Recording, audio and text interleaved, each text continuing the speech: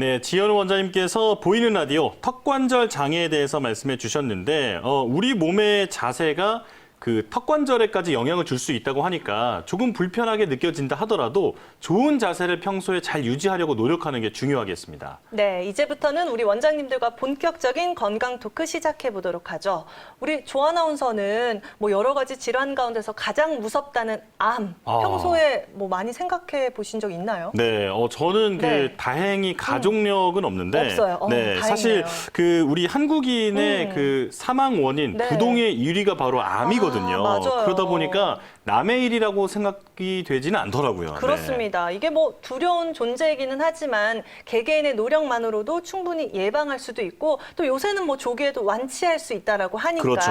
이 암이란 무엇인지 이 막연히 두려움을 갖지 말고 우리가 제대로 좀 간파를 해보면 도움이 되지 않을까 싶어서 오늘은 이 암과 한방에 관한 이야기를 나눠볼까 합니다. 네, 자 그렇다면 암이 도대체 네. 뭔지 우리가 정말 많이 들어보긴 했는데 네. 도대체 암이 어떤 질병인지부터 한번 알아보도록 하겠습니다. 네. 자, 권고은 원장님께서 암이 도대체 뭔지 정체를 좀 알려주세요. 네, 암은 악성 신생물 또는 악성 종양이라고도 부르는 이제 세포의 사멸 주기를 잃은 비정상 세포가 인체의 기능을 망가뜨리는 질환을 말합니다.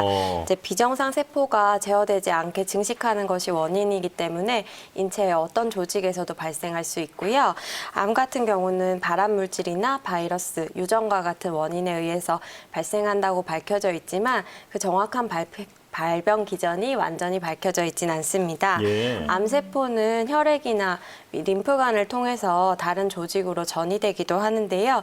아까 말씀하신 것처럼 10년째 우리나라 국민 사망률 1위의 원인을 차지하고 있는 아주 위험한 질환입니다. 네, 네. 말 그대로 죽지 않는 세포, 네. 그러니까 좀비 세포다. 좀비 세포. 네, 이렇게 정리할 수 있을 것 같습니다. 네, 뭐 그래도 누구나 매일 5,000개 이상이 암세포가 생기고 또 자연적으로 치유되고 뭐 반복된다라고 하는데 도대체 어떤 상황이 닥쳤을 때 우리가 두려워하는 이 세포가 암화가 되는 것인지 궁금하거든요. 그런 상황은 좀 피해야 될 것 같긴 한데 네. 서재 원장님 어떤 경우일까요? 네, 암세포뿐만 아니라 우리 몸에 있는 모든 세포는 세포 자연사라는 프로그램이 이제 입력돼 있습니다. 예. 그래서 세포들이 자연적으로 생성되고 사멸하면서 우리 몸 구석구석을 보수하고 고장난 부분은 보수하고 뭐 유지하기 위해서 세포의 자연사라는 과정을 거치는데요. 이때 돌연변이를 일으키는 암화라는 과정은 발암 물질에 이제 암을 발생시키는 물질에 노출됐을 때 일어날 수 있는데요. 네. 알루미늄이나 카드뮴, 뭐 비소와 같은 중금속이나 방사선, 우리 엑스레이 사진 찍을 때 방사선 광선에 노출됐을 때 네. 또는 햄이나 소세지처럼 가공식품에 많이 있는 아질산염을 많이 섭취했을 때도 암화가 잘 됩니다. 또 누구나 다 아시겠지만 스트레스 또 유발 원인이 될 수 있고요. 면역 억제제를 과다하게 사용하셨다거나 반복된 염증이 몸에 축적돼도 암화가 잘 되기도 합니다. 자, 말 그대로 암에 대해서 지금 계속 얘기를 해보니까 네. 저는 그동안 암이 어떤 질병인지 잘 몰랐거든요. 네네. 그런데 이제 어떤 세포의 생애 주기를 벗어난 비정상적인 어떤 돌연변이 세포다. 네. 네, 이렇게 정리할 수 있겠습니다. 보통 이게 암이 발병된다면 더 두려운 게 전이될 수 있다라는 거잖아요. 그렇죠. 그만큼 뭐 번식력이라든지 전이성도 좀 높은 질환이지 않을까 싶은데 김남식 원장님, 암 번식력은 어느 정도로 저희가 예측하면 될까요? 사실 굉장히 무서운 네. 질병입니다. 그 세포의 종류에 따라서 번식이나 이렇게 주변으로 치면되는 속도가 굉장히 많이 차이가 나기는 하는데요. 네. 일단 양성종양이랑 비교를 하면은 네. 양성종양은 주변으로 이렇게 전이되는 적이 없거든요. 그러니까 전이되지 않습니다. 근데 악성종양 같은 경우는 주변 조직으로 넘어가서 이렇게 전이하는 그런 특징이 있습니다.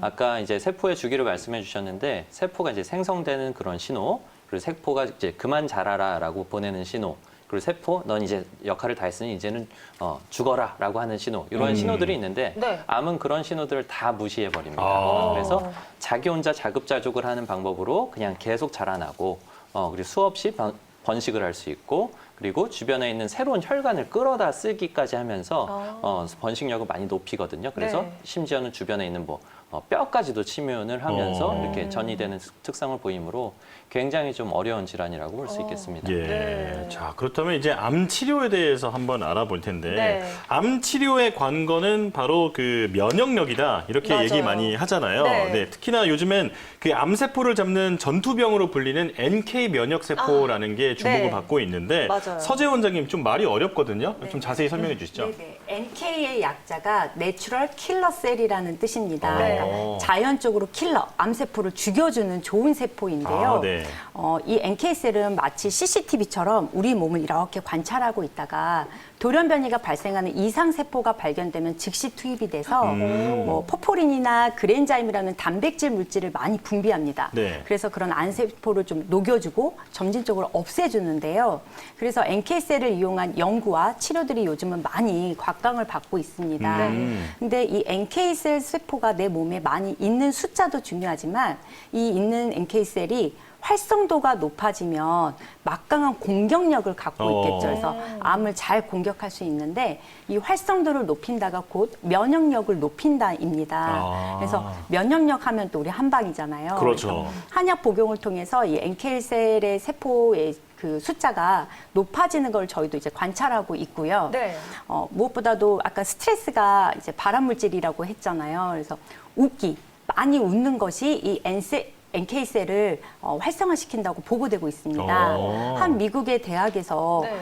재미있는 개그 프로그램을 이제 보여주고 혈중에 있는 NK셀 농도가 어떻게 변했나 검사한 실험이 있었는데 네. 1시간 그 개그 프로그램을 보고 2배 정도 농도가 높아졌다고 합니다. 네. 그래서 암 치료나 암을 예방하는 데는 그 면역력과 스트레스로부터 탈피가 아주 중요하다고 할 수 있습니다. 네, 스트레스 탈피부터 면역력이 핵심이다. 그리고 또 면역력을 키우는 데는 한방의 도움을 받을 수 있다라고는 하셨지만 우리가 뭐 암 치료에 한방을 활용한다는 게 조금은 생소할 수 있잖아요. 네. 그래도 뭐 미국에서는 한 암센터에서는 이미 치료에 활용이 되고 있다라고 하는데 김남식 원장님 실제로 네. 암 치료의 한약 한방 어떤 식으로 활용되고 있을까요? 한방도 굉장히 적극적으로 이제 활용이 많이 되고 있는 추세를 보이고 있습니다. 네. 이제 암 치료하면은 주로 이제 수술적인 요법이나 예전에 시행했던 방사선이나 이제 화학적인 요법들만 많이 생각을 하고 계시는데요.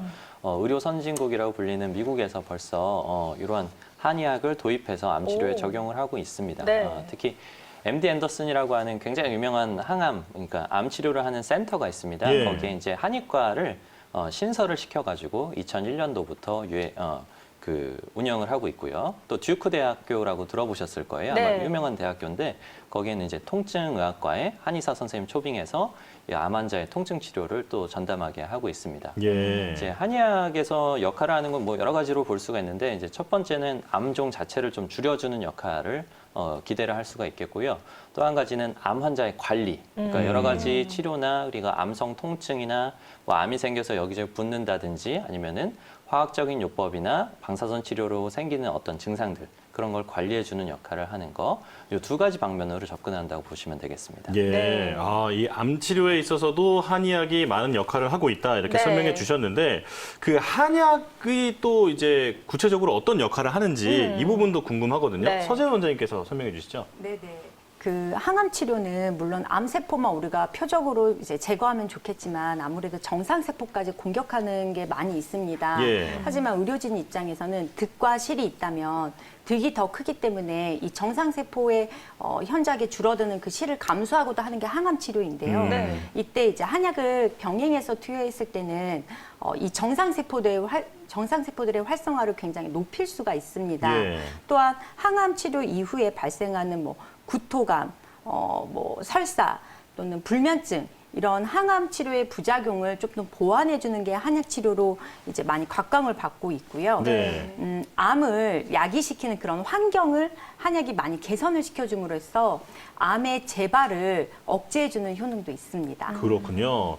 근데 그래도 이제 전체적으로 네. 요약을 해보자면 항암 치료가 네. 정말 우리 몸에 어마어마한 그 데미지를 주는 맞아요. 이제 부하가 가는 어려운 과정인데 네. 이 힘을 이겨낼 수 있는 힘을 주는 그 과정을 또 이제 한의학이 도움을 주고 있다. 맞아요. 네, 이렇게 보면 되겠습니다. 그렇기 때문에 뭐 암 환자분들 혹은 뭐 일반인 분들도 이게 항암 식품들을 뭐 섭취를 해야 된다. 음식 선택이 중요하다라고 맞아요. 하잖아요. 실제로 이 암세포가 좋아하는 음식이 따로 있을지 또 싫어하는 음식이 있을지 궁금한데 권곤 원장님 좀 이게 구분지어서 저희가 이해할 수 있을까요? 네, 실제로 이제 암을 관리하는 데에는 면역력이나 산화 스트레스 같은 것들이 작용을 하고 예. 암을 유발하는 식품들이 있기 때문에 식생활을 관리하는 것이 매우 중요합니다.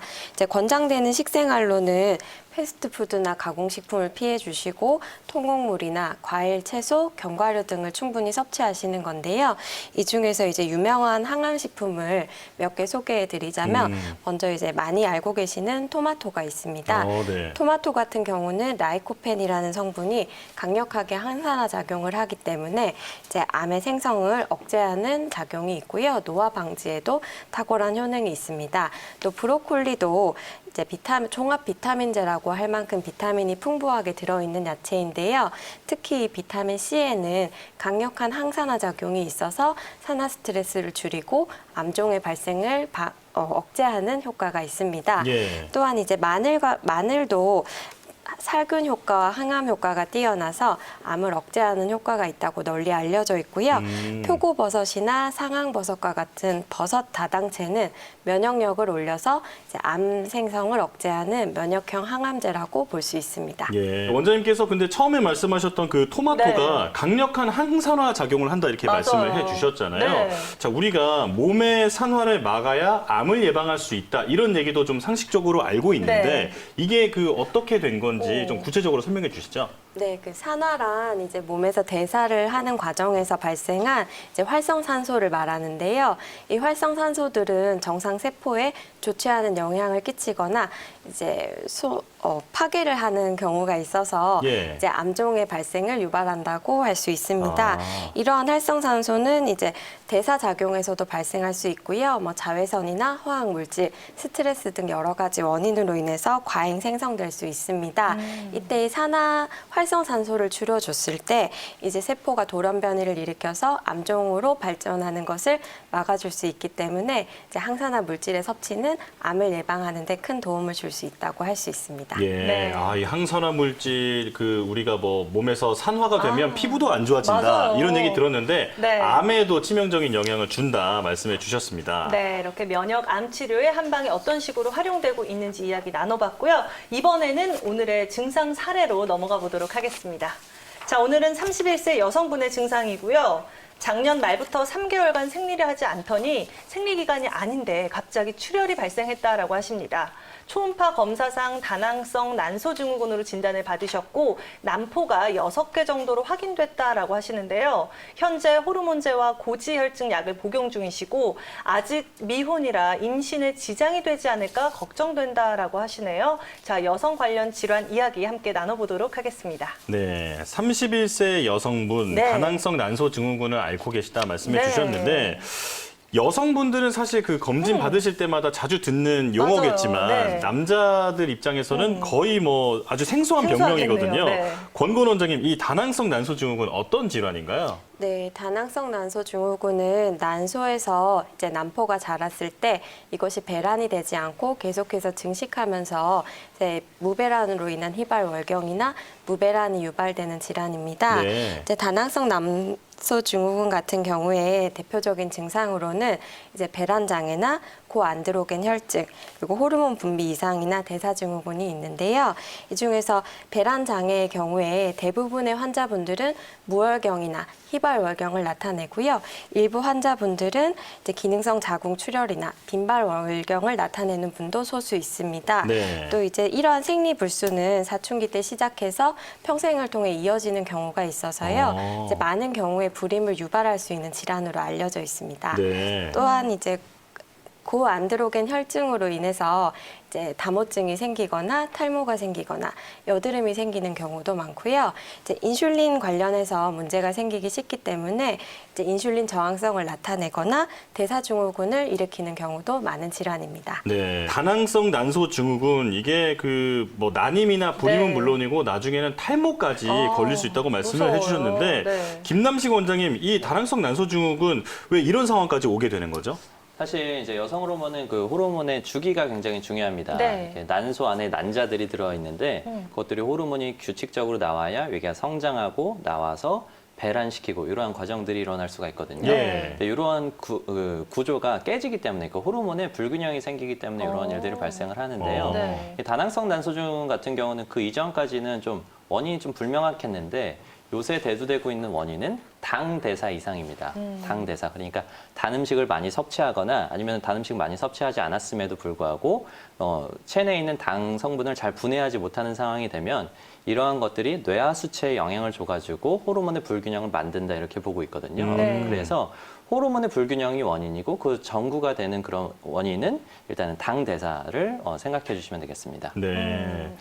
예전에는 그 원인이 좀 정확하게 알려지지 않았었지만 네. 요즘에는 이제 과학이 발달하면서 그 원인에 대해서 조금씩 규명이 되고 있다 말씀해 네. 주셨습니다. 저희가 뭐 오늘 여성 관련 질환 이야기를 나누다 보니까 좀 생소한 단어들도 많이 나타나긴 해요. 뭐 맞아요. 난소라든지 난포, 난자까지 이 부분의 개념부터 먼저 짚고 가야 될 것 같거든요. 서재화 원장님께서 정리해 주실까요? 네. 우리가 아기를 임신하려면 난자와 정자가 만나서 수정란이 되죠. 네. 근데 이 난자가 어떻게 생성이 되냐면 그러니까 여성 몸의 난소 안에 난자가 되기 전에 미성숙 난자를 난포라고 합니다. 아, 예. 우리 여성들은 이 난포를 약 200만 개를 갖고 태어납니다. 아, 그러니까 예. 난소 안에 200만 개가 있어요. 네. 그러다가 사춘기가 될 때까지는 이제 자연 소멸이 돼서 40만 개가 살아남습니다. 그래서 2차 성징이 되고 가임기 여성, 그러니까 폐경이 되기까지가 한 35년의 기간이거든요.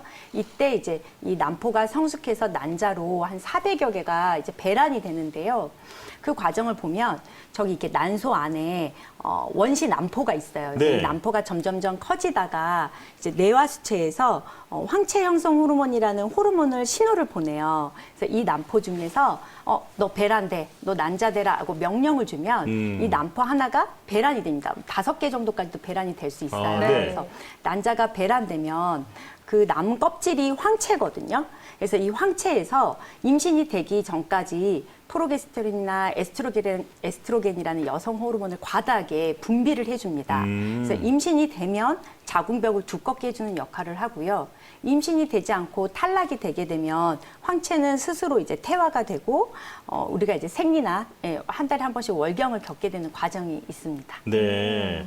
난포라는 말이 사실 전 제일 어려웠는데 네. 이게 미성숙 난자 그러니까 처음에 갖고 태어났을 때 네. 200만 개 정도 가지고 태어난다는 그걸 이제 난포라고 부른다. 네, 말씀을 해주셨습니다. 네, 뭐 결국에는 다낭성 난소증후군의 가장 특징적인 증상이 이제 임신과 연관되어 있을 것이다라는 네. 것 때문이잖아요. 그럼 뭐 난임 말고도 또 다른 특징적인 증상이 있을지 궁금한데 김 원장님께서는 네. 어떻게 보시나요?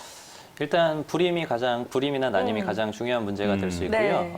또 하나의 어떤 큰 증상은 네.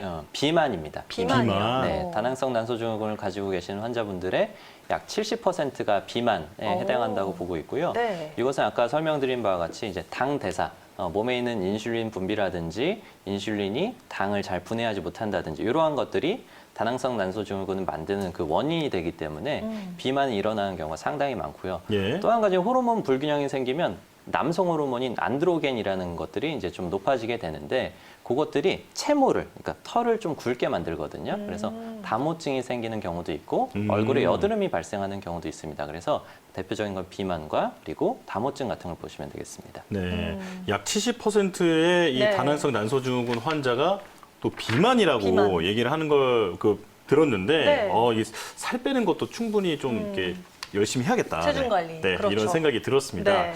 자, 그리고 그 나이의 시기별로 이 다낭성 난소증후군에 의해서 발생하는 어떤 증상들이 구분이 된다고 들었는데 이 부분도 서재화 원장님께서 말씀해 주시죠. 네, 다낭성 난소 질환은 이제 우리가 사춘기 초반에 사춘기 전기에는 고안드로겐 혈증이 생길 수 있습니다.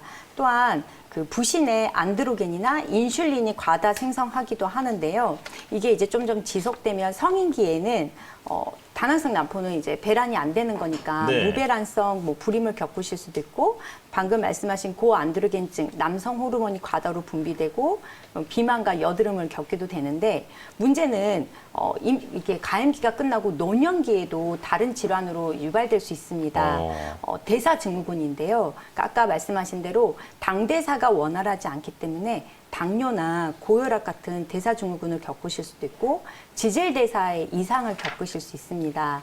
또한 이건 악성 종양을 만들기도 해서 자궁내막암이나 난소암, 유방암과도 연관이 많습니다. 그래서 성인기 때 다낭성 난소를 겪었던 환자 중에 자궁내막암으로 이완될 확률이 3배가 증가가 되고요. 폐경 후에 유방암으로 발생할 증가율도 3배에서 4배 정도 높게 나타나고 있습니다. 네. 이 사춘기 그리고 청소년기, 성인기, 네. 장년기, 노년기에 와. 따라서 이런 여러 가지 차이가 질환이 있네요. 네, 증상이 나타날 수 있다 말씀해 네. 주셨는데 자, 그렇다면 그 여성이 이제 걸리게 되는 그런 암 있잖아요. 네. 예를 들면 유방암이라든지 여성암. 네. 네, 그런 여성암에도 좀 취약해질 수 있는지 권건 원장님께서 알려주시죠. 네, 다낭성 난소 증후군은 실제로 여러 가지 여성암과 관련이 있다고 알려져 있는데요. 특히 가장 밀접한 영향이 있는 암은 자궁내막암입니다.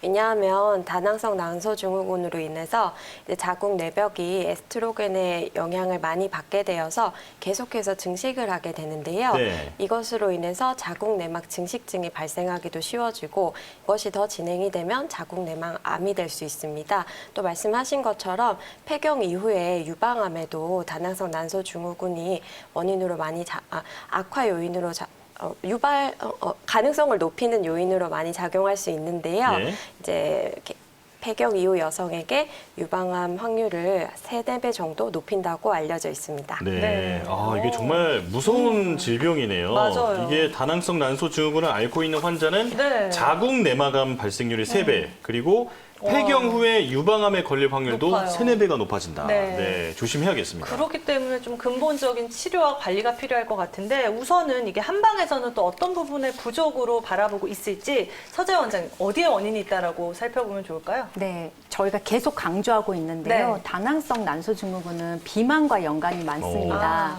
한의학적 병명으로는 습담증이라고 합니다. 네. 우리 몸에는 수분이라고 하는 이제 수가 잘 돌고 대사가 돼야 되는데 그 수라는 물질이 잘 대사되지 않았을 때 이제 몸이 눅눅해져 가는 거, 그 담음이라는 노폐물이 쌓이는 걸 습담증이라고 하는데요. 습담증이 이제 수분 대사가 되지 않는 습담증이 제 첫 번째 우선 원인이 되겠고요. 두 번째는 타고나기를 충인맥이 이제 화학이 타고난 분들이 있습니다. 그러니까 충맥이라고 하는 거는 자궁에서 경락이 시작해서 회음을 타고 척수신경을 타고 올라가는 경락 중에 하나고 네. 인맥이라고 하는 것도 회음열에서 시작해서 정중앙 입술을 타고 백회까지 올라가는 경락인데 그 경락 순환이 안 되고 약하게 타고난 선천적인 문제가 있고요. 세 번째는 기체혈화증이라 그래서 기운이 체하고 혈액이 막힌다. 즉 기체라고 하는 거는 스트레스를 받았을 때 우리가 기운이 소통되지 않고 혈액 순환이 되지 않아서 자궁벽에 이제 혈관들이 충혈이 돼서 생리가 돼야 되는데 그 충혈 기능이 떨어져서 생기는 원인이 있습니다. 마지막으로는 이제 장부의 문제 중에는 간장, 신장, 간신의 음이라는 기운이 허해지는데요. 내하수체라는 곳에서는 모든 호르몬에 관련된 이제 그 명령을 하거든요. 네. 이 내하수체 호르몬 분비 기능이 떨어져서 또는 그 간장과 신장의 장부에 영양이 부족해서 다낭성 난소를 유발할 수 있습니다. 예, 크게 4가지 원인에 대해서 말씀해 주셨는데 역시 이번에도 가장 먼저 꼽으신 원인이 비만이었어요. 비만이다. 네, 비만은 정말 네. 만병의 근원이다 이렇게 볼 수 있겠습니다. 네. 자, 그럼 이 한약이나 그 침과 같은 한방 치료가 다낭성 난소 증후군과 관련해서 어떤 효과가 있는 네. 건지 이 부분은 김남식 원장님께서 말씀해 주시죠. 네, 지금 현재까지는 다낭성 난소증을 직접적으로 치료할 수 있는 양방적인 치료 방법은 없습니다. 그래서 이제 네. 대증적인 요법을 통해 가지고 뭐 비만을 완화해 준다든지 아니면 호르몬 요법을 써서 월경을 좀 좋아지게 한다든지 아니면 배란 유도제를 통해 가지고 임신 성공률을 높여준다든지 이런 식으로 접근을 하고 있는데요. 예. 한약 치료나 침 치료를 통해서 이 부분을 훨씬 더 많이 개선시킬 수가 있습니다.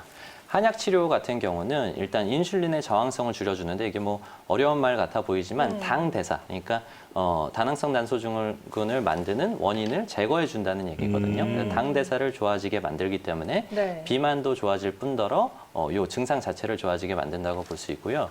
또 한 가지는 호르몬을 조절하는 그 역할이 있습니다. 그래서 여성 호르몬을 정상화시켜줘서 월경을 제대로 만들어주고 그리고 고안드로겐 혈증이 그러니까 남성 호르몬이 부적절하게 증가한 걸 잡아줘서 단모증이라든지 여러 가지 다른 증상들을 잡아주는 효과도 있습니다.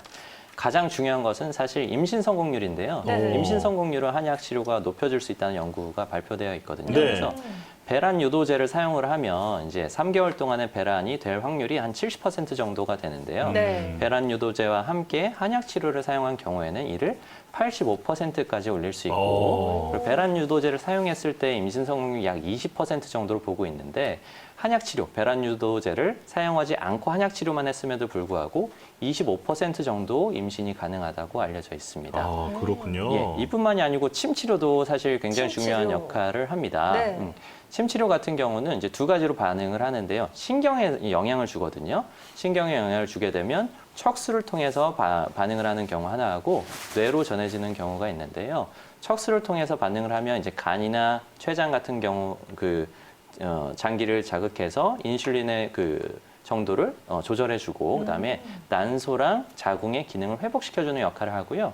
뇌로 전달이 되면 이제 시상하부를 자극함으로 인해서 호르몬을 조절해주는 역할을 합니다. 그래서 네. 침과 한약이 모두 도움이 될 수 있습니다. 네. 네. 호르몬 조절 그리고 당 대사를 네. 좀 정상화해주는 그런 역할을 해준다 네. 말씀해 주셨습니다. 지금 뭐 한약 치료, 침 치료 말씀을 해주셨고 혹시 서재영 원장님께서는 또 어떤 치료의 도움으로 개선될 수 있을 것이다라고 판단하시는지 궁금하거든요. 또한 저도 논문을 보면 전침 치료가 굉장히 다낭성 난소 증후군에 이제 많은 유의미한 변화를 줬다라는 논문들이 있습니다. 네. 우선 신수 방광수라 그래서 허리 골반에 있는 혈자리, 또 음릉천 사문결에서 발목 내측에 있는 혈자리, 내관 외관 이게 손목에 있는 혈자리, 백회에 있는 혈자리를 각각 이제 침을 꽂고 2헤르츠라는 전기 자극을 줬거든요. 네. 이랬을 때 생리의 주기가 조금씩 빨라졌고, 뭐 아까 황체 형성 호르몬이라고 하는 LH 호르몬이나 FSH 호르몬, 프로락틴 같은 여러 가지 호르몬들 변화가 유의미하게 이제 높아졌다라는 이제 논문도 있었고요.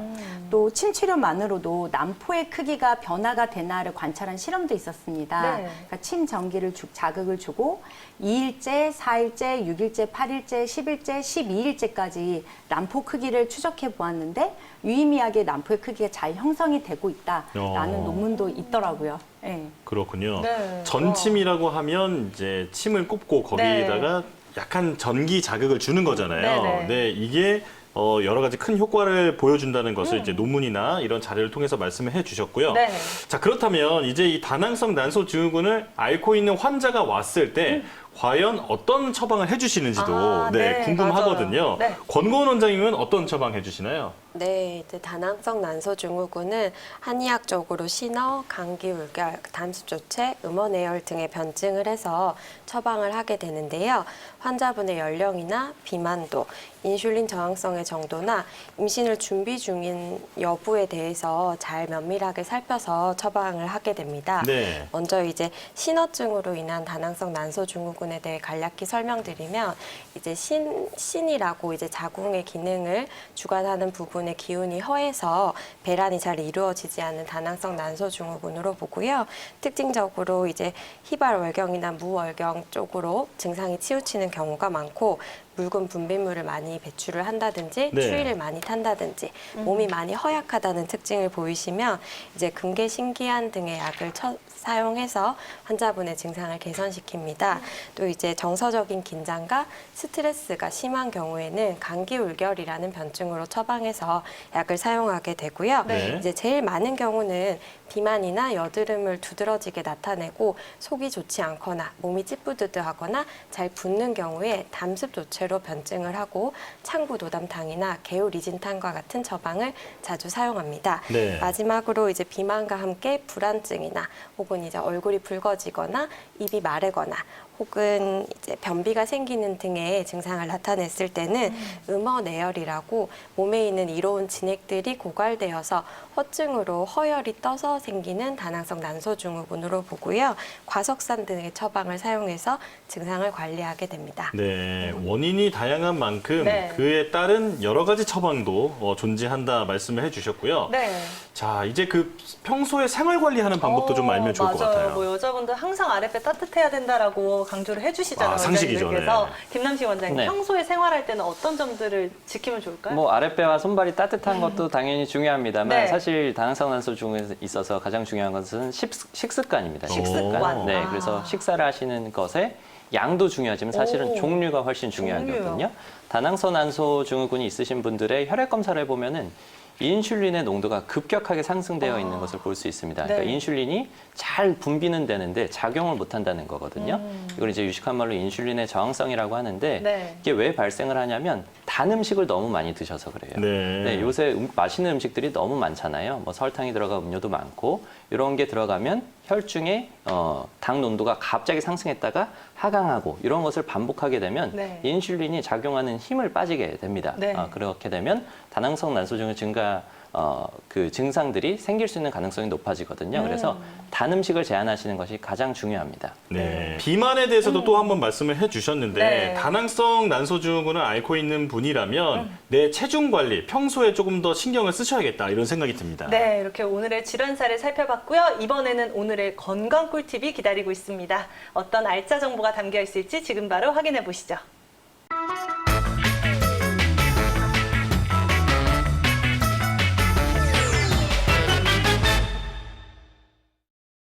안녕하세요. 한방이 답이다. 한의사 서재화입니다. 오늘은 척추 건강에 도움이 되는 앉는 자세, 잠자는 자세에 대해서 설명을 드리고자 합니다. 자, 어느 날 갑자기 자다가 일어났는데 허리를 꿈쩍할 수 없을 때 또는 자리에 앉았다가 일어났는데 허리가 절대 펴지지 않았을 때 이럴 때를 경험해 본 적 있으시죠? 이렇게 요추에 문제가 있는 원인은 왜 그럴까요? 단순히 요추 주변에 있는 근육의 염자가 원인이 될 수도 있고요. 또는 디스크나 협착증 같은 질환이 있으실 수도 있고 또는 척추 전방 전이증이나 척추의 압박 골절이 있어서 이런 증상이 일어날 수 있습니다. 우선 가장 흔하게 일어나는 요추 디스크와 협착증에 대해서 구분하여 설명을 드리고자 합니다. 우선 요추 디스크라고 하는 거는 척추 뼈와 뼈 사이에 있어야 할 디스크가 비만, 살이 갑자기 찌었다거나 바르지 못한 자세로 오래 앉아 있어서 원래 있어야 할 위치에서 탈출해 버리는 겁니다. 그래서 앉았다 일어나거나 누웠다 일어났을 때 자세 변동에 따라서 압력이 가해짐으로 인해서 통증이 유발되는데요. 30대나 40대의 젊은 층에게 많이 일어나고 있고요. 자, 협착증이라고 하는 거는 노화의 연속입니다. 척추신경이 지나가는 길목에 황색인대가 두꺼워졌다거나 그 척추 주변의 구조물들이 압박을 가하게 돼서 그 지나가는 신경관이 좁아진 경우인데요. 연세 있으신 60, 70대에 많이 발현이 되기도 하고 계속 걷다 보면 다리가 저리거나 엉덩이 부위에 통증이 있어서 주저앉거나 오래 걷지 못하고 쉬엄쉬엄 걸으시는 증상이 나타납니다. 이런 분들이 한의원에 오면 어떤 치료를 할까요? 침, 추나 한약 치료를 보통은 합니다. 그 침 중에서도 봉침을 많이 쓰는데요. 봉침이라고 하는 것은 벌 독의 추출 물질인 아피톡신이나 APL2 등과 같은 소염과 진통 효능이 있는 그 약침을 깨끗하게 정제하고 희석해서 통증 부위, 또 추간판이 탈출되거나 염증이 있는 부위에 주사로 주입하는 치료입니다. 그다음 추나라고 하는 치료는 밀추, 당길나라는 뜻으로 척추뼈 한마디 한마디를 밀고 당겨줌으로써 척추 부위의 근육이나 인대를 강화시켜주고 또 뭉친 근육은 풀어주는 효능이 있습니다. 그리고 한약을 복용시키는데요. 첫 번째 1차적으로는 척추 부위에 있는 염증이나 부종을 제거하는 한약을 복용시키고요. 그다음 두 번째로는 면역력을 올리거나 기력을 올려주는 한약을 복용시키기도 합니다.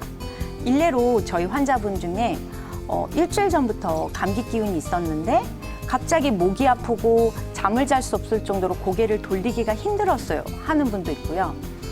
며칠 전에 술을 많이 마셨더니 허리가 너무 아파서 움직일 수가 없어요 하는 분도 있습니다. 즉 체력적으로 기혈의 소모가 커지면 기존에 갖고 있던 척추 질환이 발현이 돼서 통증이 더 심해지기 때문에 기력을 보강하는 한약 치료도 도움이 많이 됩니다. 자, 이제 드디어 척추 건강에 좋은 자세를 소개해 드리도록 하겠습니다. 우선 앉는 자세를 먼저 볼게요. 척추에 가장 좋지 않은 자세는 방바닥에 앉는 것입니다. 1번 그림을 보시면 허리가 방바닥에 앉다 보면 허리가 똑바로 펴지지 않고 요추의 전만 쏙 들어가는 허리가 발생하지 않고 후만 허리가 뒤로 빠지게 됩니다. 즉 엉덩이의 위치가 무릎보다 아래에 있기 때문에 허리 뒤쪽 근육에 하중이 굉장히 많이 가해져서 바닥에 앉는 것은 금물입니다. 그런데 불가피하게 방바닥에 앉는 식당을 가시게 되거나 절에 가시거나 해서 방바닥에 앉으셔야 될 때는 방석을 활용하시면 좋습니다. 두 번째 사진과 같이 방석에 여러 개를 끼워서 엉덩이 높이를 올려주시면 엉덩이 높이보다 이제 무릎이 더 아래에 가기 때문에 허리가 쏙 들어가는 전만이 발생할 수 있습니다. 방바닥에 앉으실 때 가장 좋은 자세는 3번처럼 무릎을 꿇고 앉는 자세인데요. 그런데 또 무릎이 안 좋으신 분들한테는 무리가 되기 때문에 2번 사진을 제일 많이 권해드립니다. 그 다음 허리에 안 좋은 자세는 등받이 없이 앉아있는 자세, 그리고 고개를 숙여서 거북목으로 앉는 자세입니다. 핸드폰을 하시거나 컴퓨터를 사용하실 때 보면 거북이처럼 목이 앞으로 빼고 허리가 굽게 됩니다. 그러면 허리의 피로감이 상승해서 경추 디스크나 거북목을 유발할 수 있습니다. 세 번째, 등받이 없이 앉게 되면 조금 전에 방바닥에 앉는 것처럼 허리가 요추가 후만이 되고 하중이 많이 실려서 좋지 않습니다. 또한 네 번째, 오래 앉는 자세가 좋지 않습니다. 우리가 차를 타고 이동을 할 때 기본 1시간은 앉아서 가시죠. 오래 앉아 계시게 되면 혈액순환, 혈액 공급이 원활하지 않기 때문에 허리에 무리가 많이 가고 다리를 꼰 채로 한 자세로 있게 되면 역시나 허리에 좋지는 않은데 계속 반복해서 5분에서 10분 간격으로 꼰 다리를 바꿔주시면 그래도 조금은 하중이 덜 실릴 수 있습니다. 자, 이제 또 간혹가다 환자분들이 어떤 베개를 써야 되나요? 경추 베개, 구름 베개라 그래서 되게 고가의 베개를 사용하였지만 목이 아프신 경우가 있습니다. 근데 어떤 베개를 쓰는 게 중요한 게 아니라 내가 어떤 자세로 잠을 자는지 먼저 확인을 하시고 그에 맞는 베개를 고르시는 게 좋습니다. 자, 잠자는 자세를 볼게요.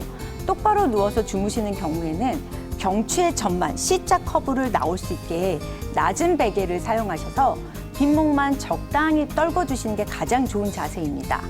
두 번째, 옆으로 누워서 주무시는 경우에는 몸 정중앙선에서 어깨 높이에 해당하는 좀 높은 베개를 사용하시는 게 좋은데요. 만약에 옆에 오른쪽에 있는 그림처럼 낮은 베개를 사용하시게 되면 아래쪽에 있는 어깨선이 위로 올라가게 돼서 경추신경이 눌리게 돼서 목에 더 좋지 않습니다. 그래서 옆으로 누워 주무시는 분들은 높은 베개를 사용하시는 게 좋고요. 세 번째, 잠자는 자세 중에 가장 나쁜 자세가 엎드려 주무시는 겁니다. 척추 측만증을 유발할 수도 있고 경추, 흉추, 요추 모든 척추에 하중이 많이 실리기 때문인데요. 어렸을 때부터 엎드리는 자세에 습관이 되신 분은 똑바로 누우신 상태에서 가슴을 덮어줄 수 있는 두터운 담요나 베개를 가슴에 얹어놓고 주무시면 좀 더 안정감 있게 주무실 수 있습니다. 오늘 알아본 척추의 올바른 자세, 우리는 노화가 되기도 하고 살이 찌기도 하고 늘 앉아서 생활하기 때문에 척추 질환을 누구나 다 앓을 수 있습니다. 그래서 올바른 자세와 올바른 수면 자세를 꼭 숙지하셔서 척추 건강을 살펴보시길 바라겠습니다.